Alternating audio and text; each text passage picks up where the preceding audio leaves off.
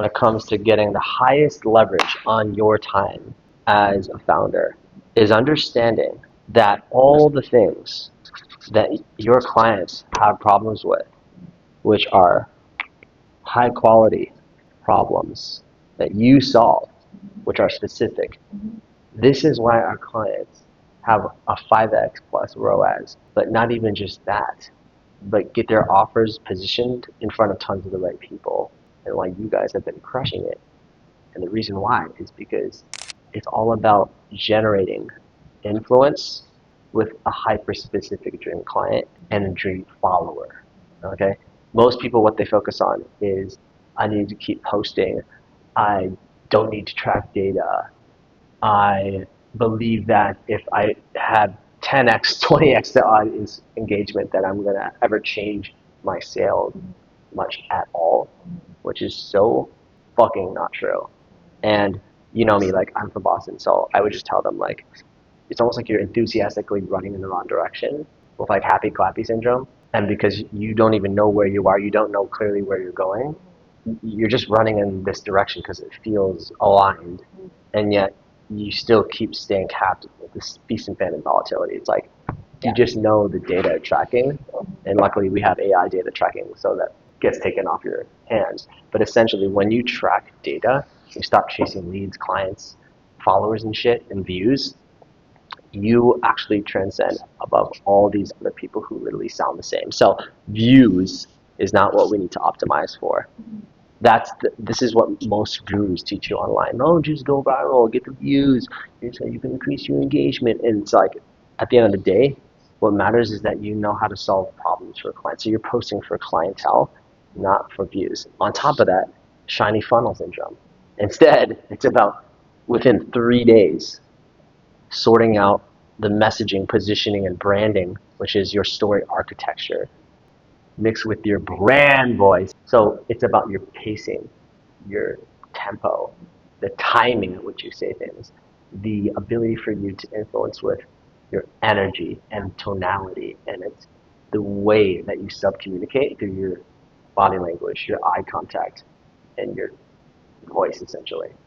Okay? Then we layer in your sense of humor. We layer in your story. We layer in what you think is authentically freaking powerful in terms of like why you love what you do. So once we get all that content stuff, but there's a difference between content versus energy. Okay? This is again why people usually fail, because they're following the groupthink and they're not able to discern what is accurate for them.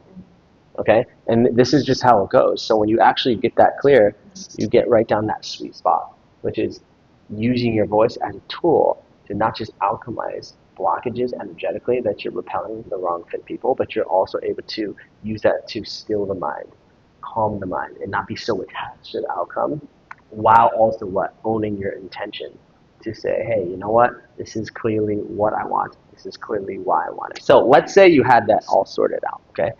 When it comes to this conversion, okay, this is why DMs solve the trust economy issue, because most people, they don't want to talk to anybody, right? So when you actually take it upon yourself to have a non-ManyChat conversation in DMs that's authentic and building authentic relationships while adding value and insight, but also pre-selling through DMs and content, you've got both the attraction mechanism, which is the content system, plus the conversion system, which pre-sells them before you make them an even offer. And this is how you go, this hypnotic influence process is how you go from chasing clients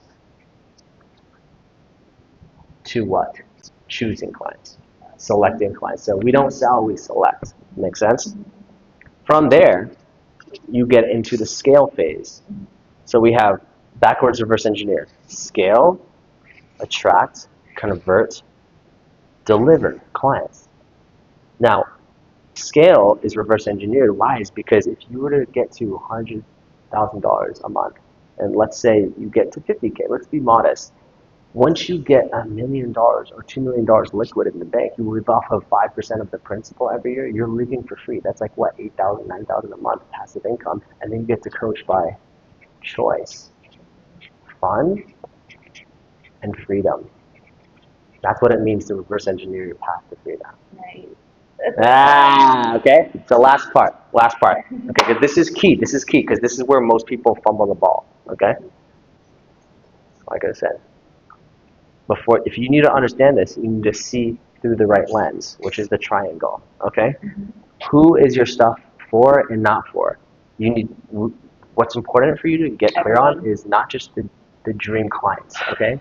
That's a given. What you need to get clear on is the dream follower, which is a slightly wider scope, and then the nightmare client. Example of a nightmare client, okay? Uncoachable, can't implement simple instructions.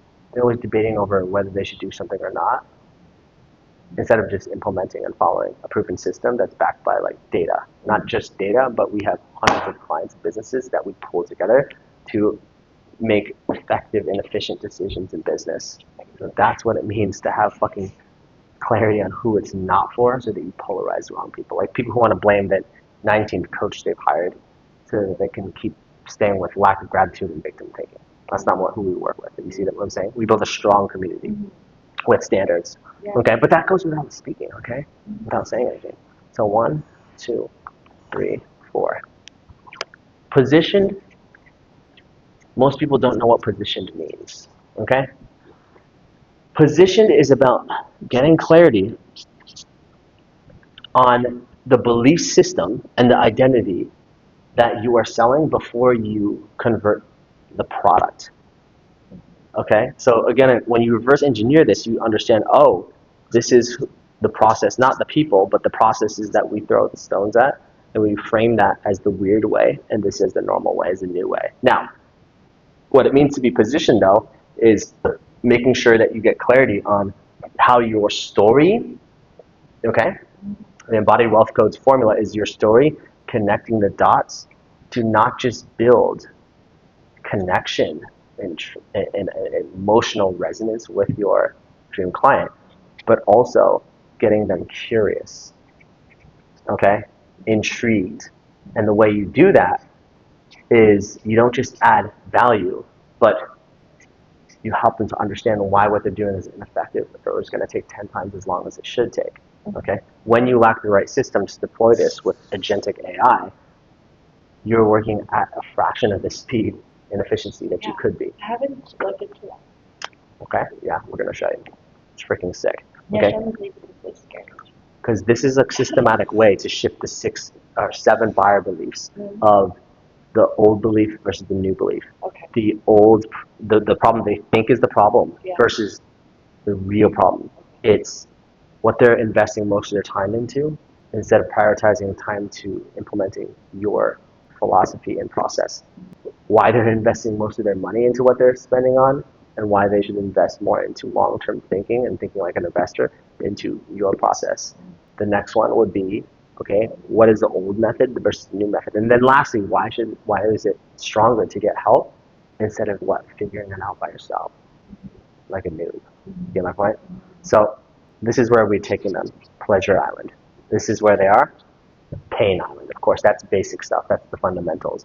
But what you need to do is get clarity on 3 specific problems that you solve, and then you list them all out. These are the problems that you solve. Okay? Once we get that clear, we're able to influence them. Influence, which is a hypnotic influence. Okay? System. Okay? Which finalizes this whole ecosystem of content system plus DM system. Okay? YouTube does nurture them and speed to lead and speeds up the buyer cycle. 2x. YouTube, long format content. Okay? Engineering your content structure so you can still flow and have fun and create value, but you're also doing it within a certain process that creates credibility and that positions you as the best solution away from what everyone else is teaching. Does that make sense? So once we get that part finished, okay, we've got what? Curious in hypnotic influence. This conversion happens through selecting clients because there is demand and then there's a cap on spots. And it's not fake scarcity, it's real scarcity.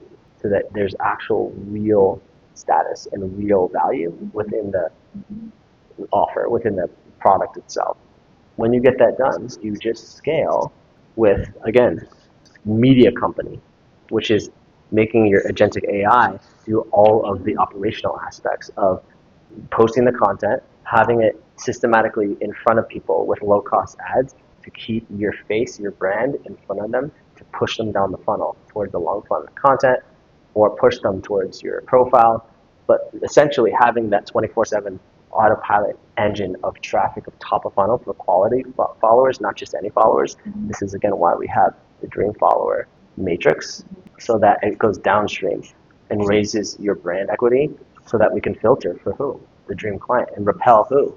The shitty client, right? The brokey client, the tire kicker client. Okay, make sense? So, okay, the first step is just acknowledging that it doesn't make any fucking sense to just be posting without tracking things, or having conversations without tracking things, or people just, they're so imbalanced. They have their head so far stuck up their own ass that they're like, oh, if I measure numbers, I'm treating people like numbers. When did I ever say that? When did I ever say that? Do you ever feel that way sometimes? Like people put words in your mouth to be right. It's like I never explicitly said that. I didn't say treat people like numbers, but you're running a business, and that requires you to have data so you can make logical, rational decisions instead of what most people do. What do they do? What kind of decisions do they make?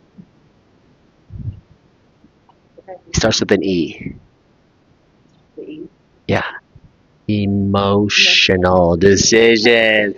And then they come out with this frame. Oh, it's just not aligned. No, the reason you're actually dysregulated is because you're not consistent in your daily rituals, or you literally lack facts and data, so you can't actually make logical decisions in business.